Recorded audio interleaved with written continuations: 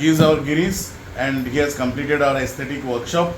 तो उससे पूछते हैं कि वो 3 दिन का जो वर्कशॉप था उसको कैसा लगा, उसका एक्सपीरियंस कैसा रहा, उसका हैंड्स ऑन कैसा रहा, और बाकी जो ट्रीटमेंट हमारे यहाँ हुआ, हैंड्स ऑन ट्रीटमेंट, जितने सारे प्रोटोकॉल में ट्रीटमेंट किया उसने, मतलब उसका एक्सपोजर कैसा रहा, और कैसे उसको फील है अभी नेक्स्ट की वो जाके अपना प्रैक्टिस कैसे सेटअप करेगा, उतना कॉन्फिडेंस आया नहीं आया, और वो फिर बाकी if you can. Maximum cases करने के लिए साथ लिए DRP हो, मीसो, लेसेस हो, हैंड्स ऑन दिए थे, क्योंकि वो टाइम बहुत पेशेंट्स थे तो गुड एक्सपोजर। बाकी will go and do our practice. Thank you.